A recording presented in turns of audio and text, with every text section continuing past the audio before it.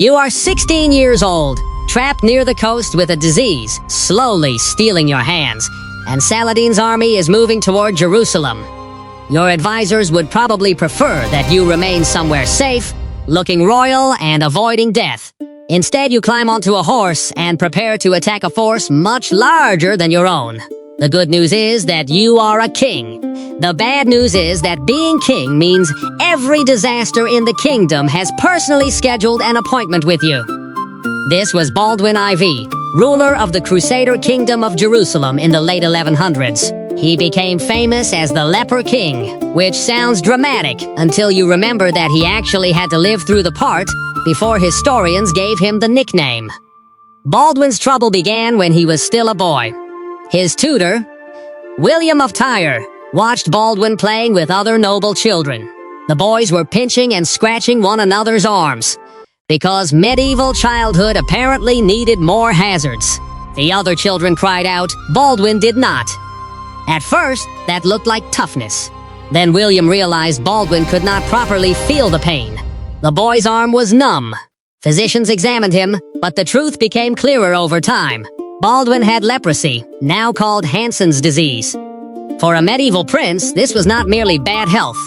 Leprosy could damage nerves, weaken muscles, injure the eyes, and leave a person unable to notice wounds. A cut you cannot feel is still a cut. It can become infected while you calmly continue your day, which is a terrible feature for a human body.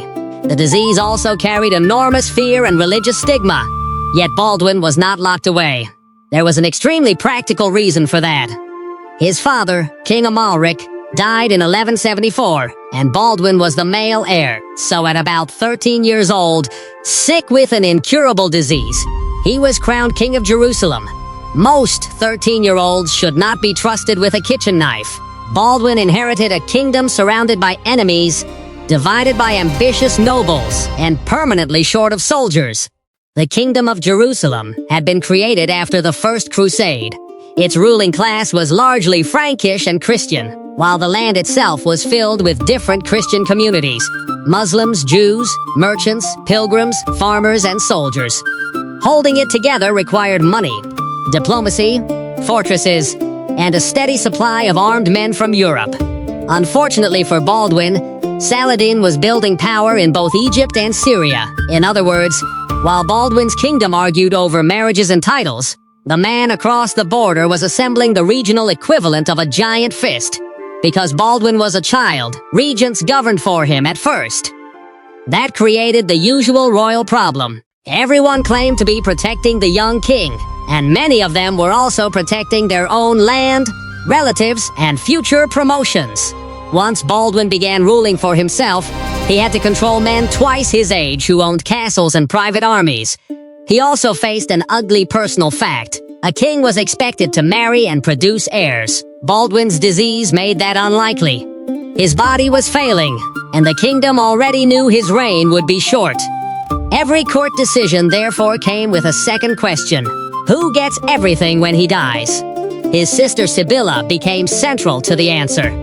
Her marriage could decide the next ruler, which meant choosing her husband was less like planning a wedding and more like placing a sword on the council table. Every major faction wanted a hand on the handle. But before the succession disaster fully ripened, Saladin invaded in 1177. Baldwin was about 16. Much of Jerusalem's military strength was elsewhere, and Saladin appears to have believed the young, sick king could not seriously threaten him. His forces spread out to raid and gather supplies. That was the mistake. Baldwin gathered the troops he could, joined with Templar knights, and moved against Saladin near Montgisard. Medieval sources give dramatic army numbers, but those figures are disputed. What is clear is that Baldwin's side was heavily outnumbered, and the attack caught Saladin's scattered forces unprepared. The result was a shocking victory. Saladin escaped, but his army suffered a humiliating defeat. Baldwin, the teenage king whose hands were already affected by disease, became a military hero. For one glorious moment, being Baldwin looked almost enjoyable. Naturally, it did not last. Saladin rebuilt his strength. Fighting continued. Baldwin suffered defeats as well as victories, and every campaign demanded more from a body that could give less each year.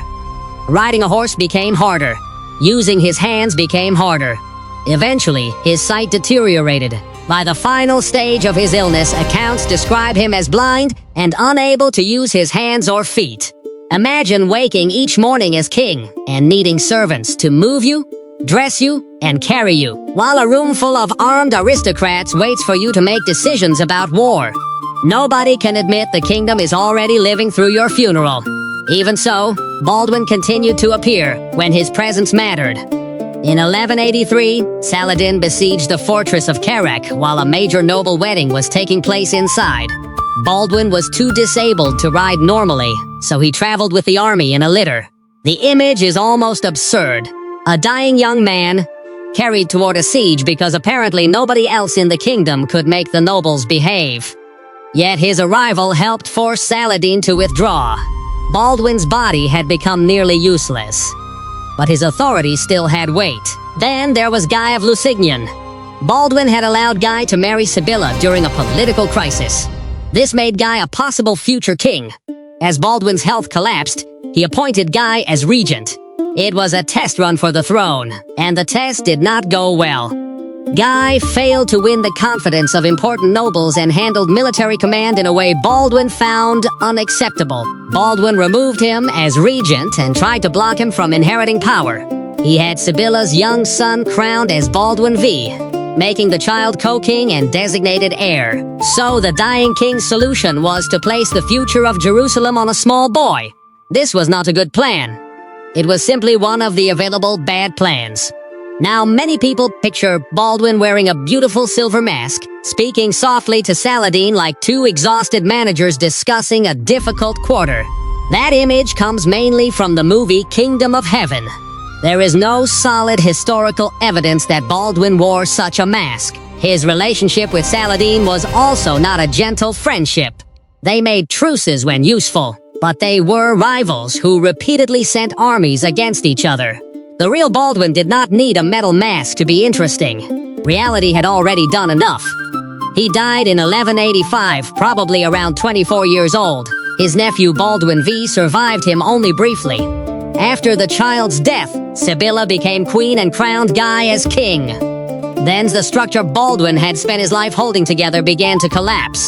In 1187, Guy led the kingdom's army into disaster at the Battle of Hattin. Saladin captured most of the fighting force, and Jerusalem surrendered later that year. Baldwin did not single-handedly save the kingdom, and he was not a perfect ruler. He made political choices that helped create later problems.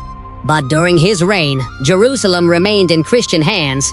Saladin was repeatedly resisted, and the nobles never quite managed to tear the state apart. That is why being Baldwin IV sucked. He received a crown before he was old enough to understand what it would cost. He could not build a normal family, could not escape public judgment, and could not rest while his body failed.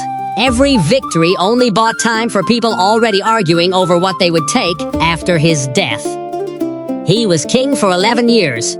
He spent most of them preparing a kingdom to survive without him. It survived for 2.